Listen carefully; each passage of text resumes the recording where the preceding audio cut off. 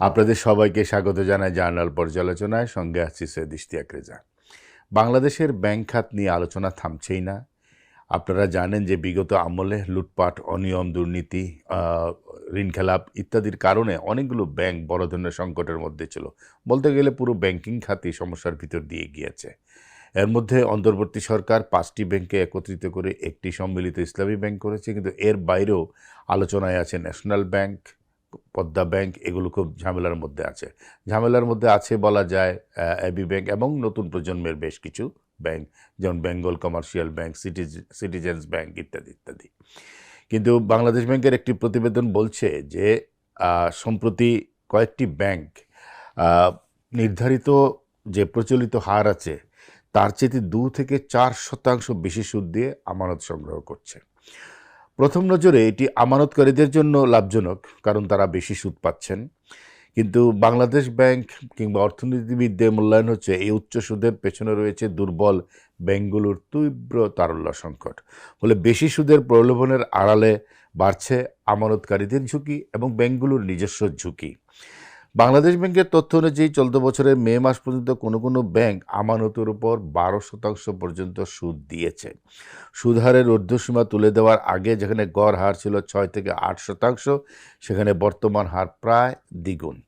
1 বছর বেশি মেয়াদি আমানতে সর্বোচ্চ 12.2% সুদ দিয়েছে সিটিজেন্স ব্যাংক। এরপরে হচ্ছে এবি ব্যাংক 11.79%, মেঘনা bank 11.77%, NRB bank 11.67%, Bengal commercial bank 11.66%, Bangladesh commerce bank 11.64%, Madhumati bank 11.63%, national bank 11.42%, community bank যেটা পুলিশের ব্যাংক 11.19% এবং আইএফএসি ব্যাংক 11.18%। 1 বছরের কম মেয়াদী আমানতও কয়েকটি ব্যাংক 10-12% পর্যন্ত সুদ দিচ্ছে। প্রশ্ন হলো, কেন বেশি সুদ দিচ্ছে? অনেক দুর্বল ব্যাংক তারল্য সংকটে আছে, ফলে আমানত সংগ্রহের জন্য তাদেরকে আমানতকারীদেরকে সুদের প্রলোভন দেখাতে হচ্ছে। পুরনো আমানতগুলো যেগুলো আছে সেগুলো যাতে কেউ তুলে নিয়ে না যায়, ধরে রাখতে পারে, এবং নতুন আমানত টানতে তারা 10-12% বা তার বেশি সুদ দিচ্ছে। এটি অনেক ক্ষেত্রে মুনাফা বৃদ্ধির কৌশল নয়, বরং নগদ অর্থের সংকট সামাল দেওয়ার একটি চেষ্টা। প্রশ্ন হলো, এতে কি কি ঝুঁকি তৈরি হয়? প্রথম কথা হলো যে তহবিলের ব্যয় বেড়ে যায়। ব্যাংকগুলো যে তহবিল নিয়ে কাজ করে সেটার ব্যয় বেড়ে যায়। ব্যাংক যদি 12% সুদে আমানত দেয়, তাহলে লাভ করতে হলে তাকে আরও বেশি সুদে ঋণ দিতে হবে। সেই পরিস্থিতি কি আছে? আর ফলে এতে যেটা হয়, এতে ঋণ গ্রহীতা কমে যেতে পারে, কারণ এত সুদে কেউ ঋণ নিতে চাইবে না ব্যবসার জন্য। আরেকটা কারণ হলো, এই ঝুঁকির মধ্যে একটা হলো খেলাপি ঋণ বাড়তে পারে। উচ্চ সুদের ঋণ দিতে সাধারণত ঝুঁকিপূর্ণ গ্রাহক বেশি আগ্রহী হন, ফলে ফেরত না পাওয়ার ঝুঁকি বাড়ে। অর্থাৎ বেশি সুদে ঋণ নিলে ফেরত দেওয়ার আগ্রহ খুব কম, কারণ তাকে তার ব্যবসার চাইতে বা লাভের চাইতে বেশি সুদ গুনতে হবে। ফলে দেখা যায় সেটাতে সে আগ্রহী হয় না, এবং এতে করে খেলাপি ঋণ বাড়ে, ঋণ ফেরত না পাওয়ার ঝুঁকি বাড়ে।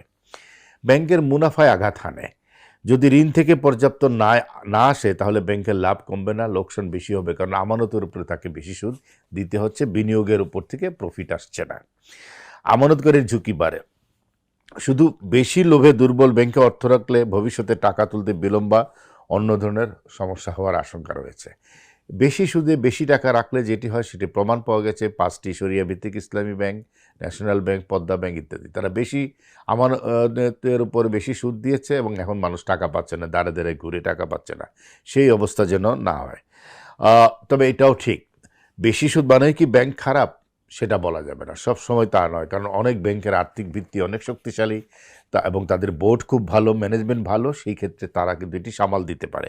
কখনো নতুন ব্যাংক বাজারে অংশ বাড়াতে সাময়িকভাবে বেশি সুদ দিতে পারে, আবার কোনো ব্যাংকের ব্যবসায়িক কৌশলের কারণেও তুলনামূলক বেশি সুদ থাকতে পারে। কিন্তু যদি একটি ব্যাংক দীর্ঘ সময় ধরে বাজারের তুলনায় অস্বাভাবিক বেশি সুদ দেয়, তাহলে সেটি তার আর্থিক অবস্থার একটি সতর্ক সংকেত হিসেবে বিবেচিত হয়। আমানতকারীদের কি করা উচিত? এতক্ষণ তো ব্যাংকের কথা বললাম। আমানতকারীদের সিদ্ধান্ত নিতে হবে শুধু সুদের হার দেখে নয়, দেখতে হবে ব্যাংকের আর্থিক প্রতিবেদন, খেলাপি ঋণের হার কেমন, মূলধন পর্যাপ্ততা কেমন, তারল্য পরিস্থিতি কেমন এবং সুশাসনের মান, অর্থাৎ এই ব্যাংকগুলো কাদের দ্বারা পরিচালিত হয়, তাদের সমাজের দৃষ্টিভঙ্গি কীরকম, তাদের ব্যাপারে সুনাম আছে কীরকম, ইত্যাদি ইত্যাদি।